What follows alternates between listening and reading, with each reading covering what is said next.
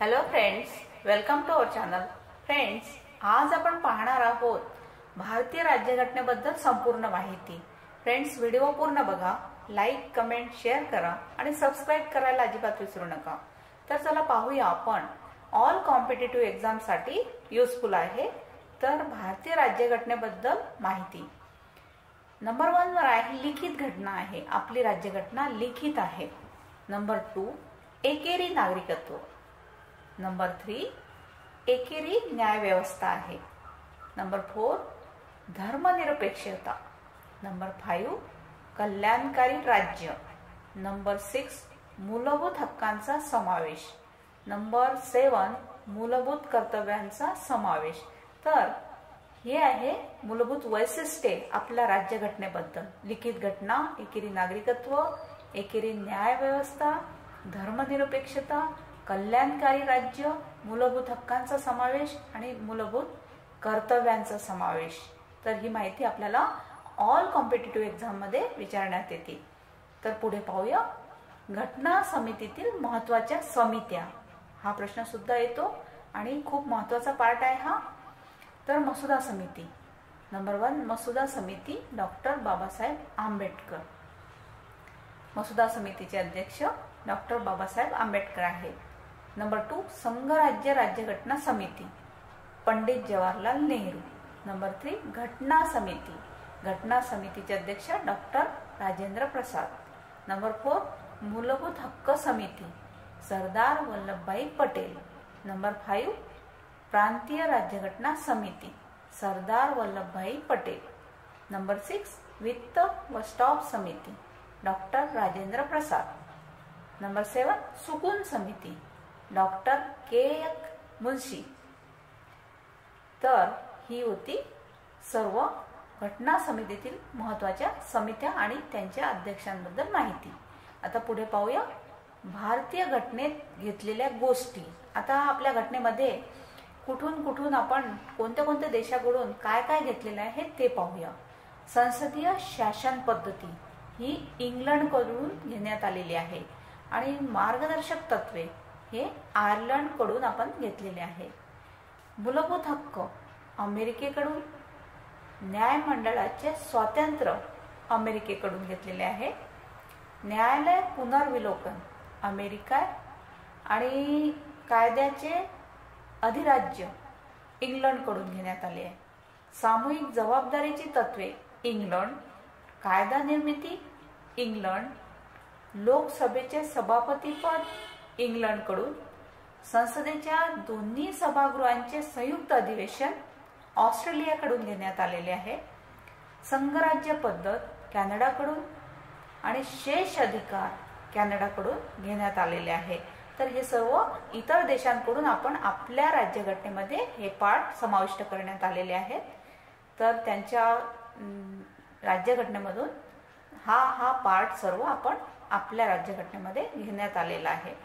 तर उद्देश पत्रिका पाहूया. संविधान निर्मिती मागचा संविधानकर्त्याचा उद्देश.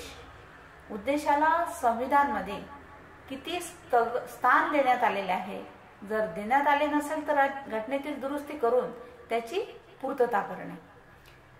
नंबर 3 वर आहे घटनेतील काही अस्पष्ट गोष्टी स्पष्ट करण्यासाठी उद्देश पत्रिकेचा उपयोग होतो. आता उद्देश पत्रिका म्हणजे आम्ही भारतीय जनता भारताचा सार्वभौम प्रजासत्ताक गणराज्य निर्माण करण्याचे आणि भारताच्या सर्व नागरिकांना न्याय, स्वातंत्र्य, समता, बंधुता म्हणजे न्याय म्हणजे सामाजिक, आर्थिक आणि राजकीय, स्वातंत्र्य विचार, उच्चार, श्रद्धा, धर्म आणि उपासना यांची, आणि समता म्हणजे दर्जा आणि संधी या बाबतीत, बंधुता व्यक्तीची प्रतिष्ठा आणि राष्ट्राची एकात्मता राखणारी यांची शाश्वती देण्याचे आमच्या या घटना समितीत आज म्हणजे 26 नोव्हेंबर 1949 रोजी विचारपूर्वक ठरवित आहोत व ही घटना आमच्यासाठी तयार मान्य स्वीकृत करीत आहोत.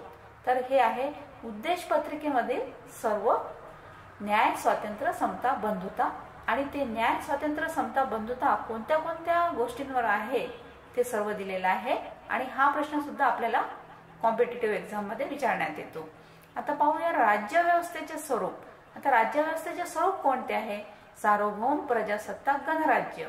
सार्वभौम म्हणजे भारत आता इतर कोणत्याही देशाच्या प्रत्यक्ष किंवा अप्रत्यक्ष नियंत्रणाखाली नाही. अंतर्गत आणि बाह्य परदेशी संबंध निर्माण करण्यास भारत स्वतंत्र आहे. नेक्स्ट आहे प्रजासत्ताक, म्हणजे लोकनियुक्त शासन होय. प्रजासत्ताक राज्यामध्ये अंतिम सत्ता लोकांकडे असते. नेक्स्ट आहे गणराज्य. गणराज्य म्हणजे राजा नसलेले राज्य होय. नेक्स्ट आहे राज्य व्यवस्थेची उद्देश. भारतीय घटनेच्या 3ऱ्या भागामध्ये राज्य व्यवस्थेचा उद्देश स्पष्ट करण्यात आला आहे.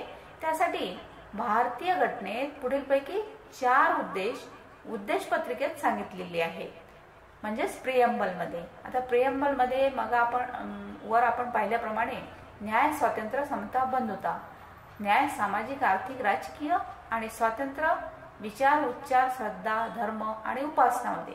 आणि समता दर्जा आणि संधी या बाबतीत. बंधुता व्यक्तींची प्रतिष्ठा आणि राष्ट्राची एकात्मता. तर या 4 गोष्टी आपण लक्षात ठेवायला पाहिजे, कारण हे सर्व कॉम्पिटिटिव्ह एक्झाम मध्ये विचारण्यात येतात.